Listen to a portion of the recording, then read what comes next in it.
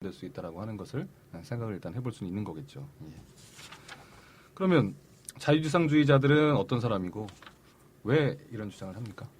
그 한번 좀 그거는 개갈은 살짝 제가 일단 자유지상주의는 딱딱하게는 얘기 안 할게요. 예. 일단은 말 그대로 자유를 가장 신봉하는 핵심적 가치로 생각하는 사람들의 집단. 근데 이제 여기서 자유라는 거는 굉장히 포괄적인데 정치적 자유, 뭐 사회적 자유, 뭐 그런데 이제 초점은 경제적 자유죠. 그러니까 경제적으로 사유재산에 대한 그 자기 소유권을 아주 강력하게 주장을 해서 이것에 대한 침해를 받지 않아야 되는 그런 자유.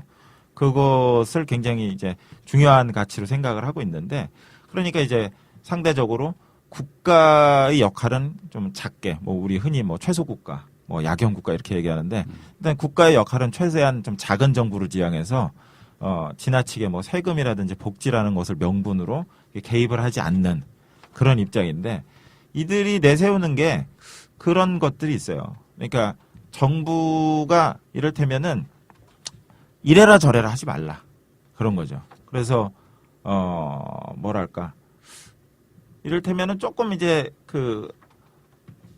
쉽게 들어가면은 복지 같은 것을 위해서 세금을 많이 부자에 대한 세금을 많이 떼지 말라부터 시작을 해서 안전벨트 뭐 착용 이런 것도 사실은 국가가 개입을 하지 말라. 내 사고에 대해서 내가 책임을 지겠다. 랄지 심지어 뭐 매매춘이랄지 이런 것도 성인들 간에 합의된 그런 성적 행위 같은 경우에는 뭐 그건 처벌할 것이 없다. 뭐 이렇게 나간다든지 뭐 낙태의 자유, 뭐 음주 연령 등의 도덕적 법률 뭐 이런 등등 심지어 이제 대표적으로 또 뭐 민영화, 그러니까 의료보험, 연금제도 이런 것도 네. 왜 그런 것들을 다 정부에서 이렇게 관리를 하느냐. 내 노후 내가 알아서 하겠다. 그런 입장이죠. 저희 광범위하게 이야기를 해서 네. 다 얽혀 있어서 사실 이게 스펙트럼이 자세히 보면 되게 다 나눠지는 것 같은데 그러니까 제가 봤을 때는 기본적으로 이성에 관련되어 있는 내용으로 해서 자유주의를 표방을 많이 하는 것 안에서도 제가 볼 때는 사실은 저는 종교가 없는데 그 서양 애들이 말하고 있는 자유나 개인에 대한 태도를 보면 되게 종교적인 가치가 강한 것 같아요. 그러니까 제 생각에는 존재론적 가치를 믿는 사람들이 자유를 말할 때하고 관계를 가지고서 이야기하는 사람들이 자유를 말할 때는 결국 결과나 자유를 추구해 나가는 과정에 대해서 약간 차이가 나타날 수 있는데 맥락은 어쨌든 간에 관계를 추구하던 존재를 믿던 간에 신에 대한 이야기로 들어가면 거의 같아지는 것 같거든요. 제 생각에. 그러니까 기본적으로 개인이 가지고 있는 행위나 사고에 대한 내용은 신을 제외하고는 사실 직접적으로 연관될 수 있는 게 없기 때문에 그 개인이 모든 걸 할 수 있다라고 보는 것 같아요. 그러니까 제가 봤을 때 물론 자유지상주의자들이 신을 배제하고 철저히 이성적 가치를 갖고서 이성 논리로 자유를 말한 자도 있지만 거슬러 올라가 지금 오늘날 특히 이제 강조되고 있는 그 세계를 지배하고 있는 그런 권력을 갖고 있는 자유지상주의자는 사실 제 생각에 거의 기독교적 가치를 많이 신봉하고 그들이 말하고 있는 신에 대한 가치에 근거해서 개인의 자유를 이야기를 하고 있는 것 같거든요. 예를 들어서 뭐 총기 관련되어 있는 내용들의 규제라든지 그런 것들이 분명히 사회적으로 발생하는 건들을 보면 진작에 규제를 했었어야 되는데 규제할 수 없는 이유는 총기에 관련되어 있는 내용들 전체가 다 소유물인 거고 그 소유에 관련되어 있는 권리는 철저히 개인적인 것인데 그 개인의 권리에 대한 내용들은 개인의 믿음, 양심과 신적 도덕성에 대한 걸 제외하면 통제할 수가 없거든요. 그건 쉽게 말하면 사회권적인 형태의 권리가 주어질 수 없는 거예요. 그 내용 자체가. 그러니까 그건 바로 신체에 대한 권리고 생각에 대한 권리고 또 그런 내용들 전체를 다 자유의 맥락으로 설명을 하기 때문에 결국 그런 것들을 아직까지도 우리가 이제 근대 이후에 신성을 벗어 던지고 이성적으로 자유로워졌다라고 말을 하지만 근데 그런 것들이 꼭 그렇지만은 않다라고 보여진다는 거죠. 보게 되면. 그 자유에 대한 의미나 권리를 조금 더 근원적으로 그들의 사고 방식에서 찾는다라고 하는 게 우리가 이제 자유를 그냥 관념적으로 이성적으로 생각하면 말씀이시죠. 수 있겠지만 사실은 제가 볼 때는 그거 굉장히 근본주의적 가치가 강화되고 있는 것 같은 거예요. 그러니까 이슬람 애들만 근본주의 말하는 게 아니라 서구 애들이 특히 70년대 이후에 자본주의 체제가 아까 말씀드렸던 것처럼 브레튼 체제가 붕괴가 되면서 자본주의가 사실 거의 맛이 가버렸잖아요. 맛이 간 이후에 돌아가는 패턴을 보게 되면 굉장히 좀 영적인 것 같아요. 제 느낌은 그렇거든요. 특히 미국을 중심으로 해서 그런 근본적인 종교적 가치에 대한 내용들 기분을 갖는 사람들이 지속적으로 권력에 대한 내용들을 차지하게 되면서 그 방향들을 강요하고 있는 것 같아요. 그러니까 아까 우리 이제 그 빈부격차 이야기할 때 이제 그 가족에 관련돼 있는 내용들을 이야기할 때 우리가 홈리스라고 하는 이야기를 가장 많이 들었던 때가 레이건 때부터였단 말이에요. 예, 우리가 알고 있는 신자유주의가 들어올 때. 그리고 그때 아는 것처럼 미국 쪽에서 남부 중심으로 해서 엄청나게 많은 보수 강경한 형태의 교회들이 강화됐고요. 실제로. 영국 같은 경우도 대처가 사회는 존재하지 않고 남자와 여자와 가정밖에 없다고 말했을 때 그 이후에 영국 같은 경우도 보게 되면 그 원래 걔네들이 가지고 있었던 기본적인 종교라든지 그런 가치에 대한 내용들을 강화하는 경향이 있었단 말이에요. 보게 되면. 그러니까 그게 그냥 우연히 연결되지 않았다는 생각이 들고요. 그런 면들이 지속적으로 강화되고 있는데 우리가 이제 그거를 종교랑 떼놓고서 보려고 하는 경향들이 있는데 저는 꼭 그렇게 보는 게 제대로 보는 게 아니지 않나 싶은 생각이 들어요. 저도 오크쌤 말에 약간 동의하는 부분이 있는데 그 총기 사건을 예를 들어서 이제 설명을 하셨는데 그것은 완벽히 개인의 기본권이랑 연결된 부분이고 근데 개인의 기본권 중에 제일 덕목은 자유라고 우리가 상정할 수가 있겠고 그런데 그 자유라는 것은 신으로부터 우리가 받은 자유의지와 연관되는 부분이거든요. 근데 그 자유라는 덕목을 준 것이 우리 눈으로 보이는 계속 그러니까 뭔가 그 위로 더 거슬러 올라갈 수 없는 존재로부터 온 것이기 때문에 그 논리를 가지고 계속 이야기하면 그 부분만 계속 강화가 되는 것 같아요. 그러니까 그 부분만 강화가 되고 그 이후에 벌어지는 모든 일들에 대해서 안 좋은 일들에 대해서는 그러니까 우선은 차치하고서라도 우리가 신으로부터 받은 그 자유의지라는 것이 가장 중요하기 때문에 이것만큼은 양보할 수 없다는 거고 자유의지는 말 그대로 그 내가 의지하는 바, 내가 선택하는 바, 내가 지향하는 바에 대한 내 의지의 문제고 선택의 문제이기 때문에 그것에 대해서는 어떠한 외부적인 잣대도 강제할 수 없다는 그 부분에 대한 내용이 계속 강화가 되는 게 아닌가 이런 생각이 조금 들어요. 더 그 얘기를 들어보면 원론적인 얘기와 더불어 우리의 어떤 그 근본적인 사고의 체계를 말씀을 하시는 것 같아요. 지금 이제 그 우리가 지금 얘기하는 게 그 부분이긴 한데 근데 저는 되게 궁금한 게 이쪽 정의론하고 신자유주의 얘기를 하면서 1980년대 뭔가 그 전 세계적으로 신자유주의가 득세하게 될 때 근본적인 뭔가 변화가 있었던 것 같은 생각이 들어요. 갑자기 경제가 침체됐기 때문에 정부가 규제를 하지 말아야 된다라고 하는 의미에서 동시다발적으로 이제 영국하고 미국을 중심으로 해갖고 신자유주의와 관련된 얘기들이 계속 많이 나왔잖아요. 레이건이 이제 뭐라고 얘기했냐면 위기는 정부가 만든 거다. 정부를 없애야 된다라고 극단적까지 이렇게 얘기를 했는데 이 상황이 뭔가 되게 저는 궁금한 거예요. 항상 보면서. 근데 이거를 누구도 명쾌하게 얘기를 해주지 못하는 것 같은 생각이 들더라고요. 왜 그 시기에? 물론 경제가 어렵고 침체된 건 맞거든요. 정부가 그 경제 상황에 여러 가지 규제를 풀어야 된다. 시장에 개입하지 말아야 된다라는 얘기가 나온 것도 동시다발적인데 여기 뭔가 어떤 되게 사회 구조적인 뭔가 여러 가지 요인도 있었을 것 같고 그거는 이제 좀 전에 두 분께서 얘기하신 어떤 그런 의미로서의 어떤 정신 세계로의 회귀? 이건 하나의 단순한 이제 가설이지만 그런 것도 한번 고민해 볼 수 있지 않을까? 이 논의가 약간 좀 샜는데 그런 생각이 좀 들더라고요. 그러니까 그 자유주의의 도덕적인 연원을 거슬러 올라가다 보면은 이제 좀 미덕 같은 걸로 회귀가 되니까 그런 부분은 아무래도 이제 종교랑도 연결이 되고 그렇게 뭐 아주 근원적인 부분은 뭐 같이 갈 수 있다고 저도 보이고 근데 그 부분하고 같이 봐야 되는 게 아무래도 그거죠. 이제 뭐 패권주의랄지 그러니까 가진 자들의 어떤 자기 기득권을 강화하려는 그런 부분과 이제 경제적인 상황의 어떤 구조적인 흐름 그런 거랑 이제 같이 맞물려서 그것이 이렇게 더 발전되고 강화된 게 아닌가. 뭐 그렇게 볼 수도 있겠죠. 근데 뭔가 이렇게 딱 뭐라 그럴까 궁금해. 그런 어떤 부분들을 딱 촉발시킨 그런적인 요인이 있을 것 같은 생각이 계속 음모론적 시각인지는 모르겠지만 들더라고요. 어쨌든 아무튼 자 그럼 뭐 그러면 이제 다음으로 넘어갈까요? 좀 구체적인 얘기를 좀 이제 하나하나씩 좀 풀어갈 필요는 있을 것 같은데 신자유주의로 이제 들어가 볼까요? 당시의 시대 상황하고 맥락하고 롤스의 정의론을 얘기하기 위해서는 그 맥락하고 흐름을 알아야 되니까 신자유주의가 득세하게 된 배경에 대해서 이 신자유주의 득세한 배경이 이제 레이건이 대통령으로 당선됐을 때 그다음에 영국에서는 대처가 딱 집권했을 그 시기잖아요. 그 얘기를 좀 간단하게 정리하고 이제 본격적으로 롤스 얘기를 근데 들어가면 일단은 그 전에요. 예. 그 신자유주의가 득세를 해서 그것으로부터 사회적 불평등이 심해져서 네. 그래서 이제 어떤 정의에 대한 사회적 요구가 강해져서 롤즈의 정의론이 대두됐다. 이렇게 보기에는 그렇죠. 그렇게 도시적으로 보기엔 좀 예, 무리가 있을 수 있는 게 롤즈는 그 더 전부터였어요. 네. 그러니까 이렇게 얘기하면 이제 자연스럽게 좀 생애로 얘기가 예. 전환이 되는데 그 얘기 같이 하시죠. 예. 그 공정으로서의 이 사람이 그러니까 평생 정의 하나만 단일 주제 가지고만 이제 판 사람이래요. 네, 한 거죠. 예, 그렇게.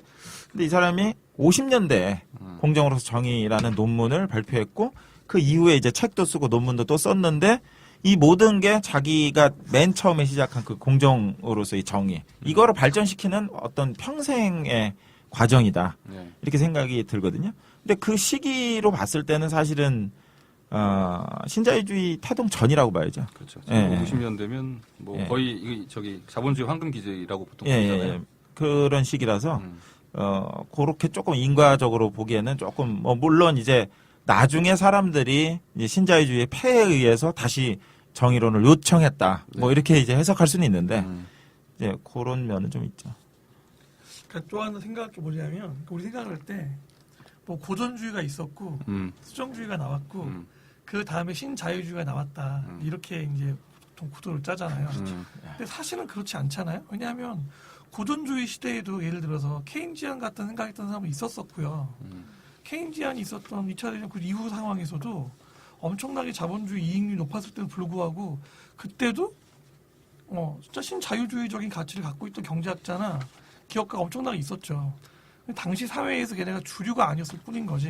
그러니까 제 생각에는 마치 뭐 단계 끊어지고 이게 무슨 변화 발전된 것이냐 이야기하는 것 자체가 그렇죠. 그렇게 전 넌센스인 것 같고. 그렇죠. 네. 변화 발전이라고 보기는 왜냐면 어렵다. 우리가 그런 도식적으로 것 그렇게 자체가, 생각을 하거든. 그러니까 그런 식의 사고방식 자체가 뭐냐면 저도 제 생각에는 좀 웃기게 말하지만 뭐 자본의 음모 같아요. 그러니까 그런 거 아니거든요. 이거 제 생각에는 그런 맥락들이 들어가 있는데 뭐 우리가 그냥 패러다임 시프트처럼 변경되는 것처럼 그런 맥락들이 들어가 있는 거고 그 시기에 기존에 있었던 이데올로기나 이념 가지고선 도저히 일반 민중들을 설득시키기 어려웠다고 보는 거고 그때 엄청나게 큰 힘이 있는 뭐 그 권력이 있는 자들에 의해서 패턴 자체가 변경된 것으로 보는 거고 그게 80년대 이후에 진행됐다가 2008년도 전 세계적인 금융위기에 의해서 새롭게 또 다른 무언가를 만들어내야 네. 되는 상황에서 지금 결국은 신자유주의 가장 큰 폐해가 뭔가에 대해서 공유할 수 있는 지점이 결국은 불평등성이잖아요. 그러니까 그거에 대한 내용이 화두가 전환된 것이지 그렇게 뭐 애초에 뭐 없었던 게 나왔다거나 그렇죠. 그런 예, 거 예. 아니라는 거거든요. 그러니까 저도 여기 동의를 하는 게 기본적으로 이 서로 다른 그런 균형, 그런 양쪽의 입장이 있는데 제가 그냥 해석하기로는 사회에서의 어떤 실패가 한쪽의 힘을 더 실어주는 결과로 이어지지 않았나. 그러니까 양쪽의 어떤 비등한 힘이 이를테면은 그 19세기 초 같은 경우에는 완전히 이제 그 초기 자본주의 형태잖아요. 그러다가 이제 경제 대공황이라는 그 자본주의 실패가 네. 케인즈로 이제 힘을 실어주고 그러다가 1960년대, 70년대 이렇게 여러 가지 경기 다시 침체, 또 스태그플레이션이라든지 하이에이트가 예. 나오죠. 네. 그런 일종의 이제 케인지언의 좀 실패가 또 오니까 다시 신자유주의로 힘이 또 옮겨가고 그런데 뭐 이제 세계 금융위기 이런 실패가 또 이어지니까 다른 한쪽이 네. 역시 또 힘을 얻고 이런 상황이 아닐까. 너희들 실패하지 않았냐. 그러니까 이제 우리가 옳은 거 아니냐. 이런 식의. 그래서 이제 정리를 좀 하면 그런 이론들은 이제 쭉 주기적으로 있었고 주목을 단지 사회적으로 못 받았을 뿐이지 저희가 이걸 너무 도식적인 어떤 형태로 뭐가 끝났기 때문에 다음 단계가 나오고 다음 단계가 나오고 이렇게 볼 거는 아니다라고 하는 이제 그 부분을 한번 그러면은 그렇게 지금이 얘기를 제일 살기 좋아야 되는데 전보다는 무조건 네. 더 살기 좋아야 되잖아요. 더 정의롭고 이래야 되는데. 그래서 이 궁금한 게 제가 아까 말씀드린 거죠. 갑자기 사회적으로 이런 논의들이 확 동시다발적으로 튀어나온다고 하는 거죠. 그리고 또 신자유주의 시대에서 갑자기 신자유주의 시대와 관련된 사회적인 논의들이 갑자기 확 튀어나오고 이런 부분들이 그러니까 말하자면 되게 궁금했었던 거예요. 이게 왜 이런 형태로 뭔가 사회적 논의들이 확 튀어나오게 될까? 여기엔 뭔가 이걸 만들어내는 여러 가지 힘이 있을까? 정치적인 어떤 힘이 있을까? 아니면 언론의 어떤 동시적인 자발이 있을까? 자발적인 어떤 그런 합의가 있었을까? 아니면 정치 지도자들이 이런 부분들을 의도적으로 띄우는 건가? 이런 그러니까 예. 박구님은 그 파워 엘리트의 예, 그런 어떤 거대한 음모. 거대한 음모. 그런 부분들이 음모에서 참 자신들의 이 권력을 영구 지속시키려는. 당연하죠. 그렇죠. 근데 그 80년대 상황을 좀 얘기를 하자면 예. 그 우리가 보통 IT라고 얘기하는 산업들이 이제 80년대부터 본격적으로 꽃을 핍니다. 마이크로소프트나 애플이라는 회사들이 1970년대 창업이 돼서 이제 80년대 이제 확장하는 과정이 겪어지고 이제 지금 성숙기가 와 있는데 그 당시 1970, 80년대에 IT 기업을 창업하는 사람들의 관점은 뭐였냐면은 우리가 세상을 바꾼다. 그러니까 지금 많은 스타트업들도 마찬가지예요. 시작을 할 때 우리가 세상을 바꾼다라는 관점에서 이제 이 사람들은 그렇기 때문에 리스크 테이킹을 하는 거죠. 없던 산업을 시작을 하는 거고 만약에 이 사람들이 기존 시스템에서 돈을 벌었으면 물론 거기서도 이제 충분히 좋은 대접을 받고 좋은 대가를 받으면서 살았을 텐데 이제 그것을 이제 극복을 하고 이제 새로운 세계를 열었다라고 생각하는 관점에서 봤을 때 이 사람들이 새 세상을 만들었는데 이 정도 대가는 내가 가져가야 되는 거 아니냐. 라고 생각을 해서 봤을 때는 정부가 거기에 대해 세금을 매긴다든가 뭐 어떤 뭐 부를 내가 번 거를 재분배해서 가져간다고 생각하기에는 이 사람들 입장에서는 억울하죠. 왜냐면 난 이렇게 고생해서 이만큼 만들었고 세상을 내가 바꿨는데 세상을 바꾼 대가를 왜 너네가 이렇게 갈취하냐. 그러니까 그 사람들 관점에서는 이제 정당한 갈취한다라고 대가라고 본인들이 예. 생각하고 그게 사실은 내가 그렇게 해서 내 수입이다라고 생각하면은 이해가 또 되잖아요. 한편으로는. 그거를 받아들일 수 있는 사회적인 공감. 왜냐면은 이때 이제 경제계의 슈퍼스타가 된 사람들이 그 전에는 없다가 자수성가를 한 스타일 그 분들이 많기 때문에 그 사람들이 세간에서 봤을 때는 이제 그런 게 납득이 되는 거죠. 이 사람들이 그런 걸 주장을 하는 데 있어서. 거꾸로 이런 반론을 가할 수도 있는 거죠. 그 당시에 그 시대하고 사회하고 여러 가지 교육 환경하고 맞았기 때문에 그 사람이 성공할 수 있었던 거지. 그걸 본인의 노력으로만 성공할 수 없다라는 측면에서 봤을 때는 그렇게 또 반론이 되는 거고 또 리눅스 같은 경우도 있잖아요. 리눅스 토발즈 자기가 만든 거를 다 무료로 말하자면 공개를 해서 많은 사람들이 사용하기 쉽게 또 만든 그런 사례도 있고 오픈 소스. 그래서 그게 개인의 좀 어떤 성향 차이가 있는 것 같아요. 한편으로 보면 그 성향 차이가 있긴 한데 근데 근데 이제 그걸로 이제 자기 사업을 성장시키고 그렇게 만든 사람들 관점 그리고 그렇죠. 대중들이 봤을 때 그 사람들 연예인이란 말이에요. 슈퍼스타란 말이에요. 이 슈퍼스타가 번 돈을 이게 그런 형태로 정부가 이게 가지고 재분배해야 되지 않냐라고 물어보는 것 자체가 대중들 관점에서 봤을 때는 불경스러울 수 있는 거죠. 그 이제 그게 자유로 다 되게 뭐랄까 회귀된다고 해야 되나요? 예. 그렇게 생각되는 것 같아요. 자신의 능력과 노력과 리스크를 다 떠안는 것에 대한 정당한 대건데 그거를 예, 제가 봤을 때는 그래서 이제 신자유주의가 그 당시에 별다른 저항 없이 이렇게 들어올 수 있었던 게 뭐 그 전에 이제 뭐 케인지언들의 실패 뭐 이런 것도 있지만 한편으로는 또 이제 그런 것들을 그냥 받아들일 수 있게 해주는 그런 슈퍼스타들이 있었기 때문에 좀 잘 들어온 게 아닌가. 그래서 좀 정착이 돼서 그러니까 지금- 빈문가님이 보기에는 네. 좀 정보화 시대나 IT의 활성화와 맞물려서 신자유주의가 더 확대됐다 이렇게 네, 보시는군요. 그죠. 산업 시대의 전환인 거죠. 그러니까 그 전에 오일 쇼크로 인해서 우리가 보통 얘기하는 그런 그 예전에 그 굴뚝이라든가 증기기관으로 대표되는 그런 산업 사회가 마무리가 되고 그다음에 이제 IT 그 정보화 시대가 오고 그렇게 되면 네. 산업사회도 사실은 산업화가 돼감에 따라서 자본주의가 확 꽃을 피웠잖아요. 그렇죠. 예. 그러니까 이제 정보화 사회가 또 오면서 신자유주의가 다시 또 뭐 같이 들어갔다라고 해석할 수도 그거를 있겠죠. 그런 산업적인 변화하고 연결짓는 것도 상당히 설득력이 있어 보이네요. 그렇게 보니까 예, 저는 그 공통점을 봤거든요. 그러니까 고전파가 강력했을 때와 누가 얘기한 거 아니에요? 누가 얘기를 안 했을까요? 통찰력이라고 우리가 통찰력 봐야죠. 출처를 예. 지금 기억을 못하지만 어디서 비슷한 얘기를 본 것 아니에요. 같아요. 통찰력이라고. 통찰력이라고 생각할게요. 그게 참 설득력이 있어 보여요. 그러고 예, 보니까 시기에 그냥 맞물리는 산업의 어떤 전환기와 관련해서 그 부분들이 딱 맞아 떨어지네요. 그렇게 네, 보니까 또. 예, 알겠습니다. 그러면 저희 자연스럽게 이제 롤스가 왜 50년대부터 계속해서 이 정의에 대한 부분을 강조를 했는지 그 얘기로 자연스럽게 생애하고 연결지어서 한번 생각을 해볼까요?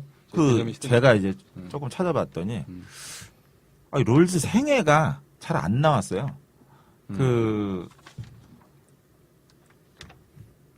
이 롤즈의 어떤 사상이나 그런 저작에 대한 얘기는 계속 나왔는데 생애 얘기는 굉장히 찾기 힘들었고 잘 안 나왔어요. 저는 생애 얘기를 꽤 그래도 많이 찾아봤어요. 예전에 궁금해서. 아버지가 저거였대. 되게 부유한 그러니까 부유층 아들이긴 뭐죠? 와스비인가? 화이트 앵글로색스 프로테스탄트라고 하는 와스비. 전통적인 미국의 지배 세력, 지배 계층이죠. 말하자면 중산층 중산층 백인 가정의 자녀. 근데 좀 슬럼가나 다른 좀 유색 인종 애들이나 이런 가난한 집 아이들하고 많이 친했다고 그러더라고요. 네. 공립학교를 다녔대요. 네. 그래서 그런 친구들하고 어릴 때부터 이렇게 어울려서 그 차별 같은 것들을 어린 시절부터 이렇게 몸소 체험을 했다고 그러네요. 그래서 그런데 이제 정의에 대한 잘 들어가시고요. 아유, 어딜 가세요, 어딜? 예, 불도 끄시고. 불도 끄고 어딜? 광주를 정복하러 가십니다. 광주를 또 하시러. 예. 알겠습니다. 까먹고 있습니다. 예. 오크쌤은 네. 먼저 들어가시고. 먼저 또 그래서 이제 어릴 때부터 그런 차별을 많이 체험한 것들이 정의에 대한 어떤 그런 계기, 동기로 많이 또 작용을 했고, 그리고 2차 세계대전을 또 참전했다고 그러더라고요. 그래서 참전까지 했어요. 네, 참전까지 아닐 텐데. 뭐 제가 네. 조사한 걸로는 이제 그렇게 나왔는데, 그래서 뭐라 해야 되나, 그런 뭐랄까 인간의 어떤 악행 이런 것들도 이제 직접 목도도 했고, 그래서 그렇지만 이제 뭐 하여튼 굉장히 낙관주의적이었다. 이 사람이 인류가 그런 뭐라 해야 되나 사회적인 어떤 구조적 개선을 통해서 사회를 좀 변화시킬 수 있다라는 그렇죠. 뭐랄까 전쟁이라고 하는 게 뭐 다른 여러 사상가들도 마찬가지지만 인간에 대한 기본적인 신뢰를 바꾸는 것 같아. 예. 개인의 어떤 도덕성이나 노력이나 이런 부분보다는 사회 제도와 시스템이나 이런 부분들을 고민하게 만드는 어떤 그런 형태로서 사고가 좀 전환됐다라고 보통 많이 이제 그렇게 이제 그런 것 같아요. 해석을 할 수 있는 것 같아요. 이제 이 사람이 왜 이렇게 평생 동안 정의라는 단일 주제에 이렇게 일종의 이제 집착을 했나, 이렇게 평생 동안 여기에 매달렸나, 이렇게 보면은 이제 유년 시절이나 청년 시절의 어떤 그 사회적 배경들, 이 사람의 성장 배경이 이 사람을 그렇게 이제 하도록 만들지 않았나, 뭐 이제 그렇게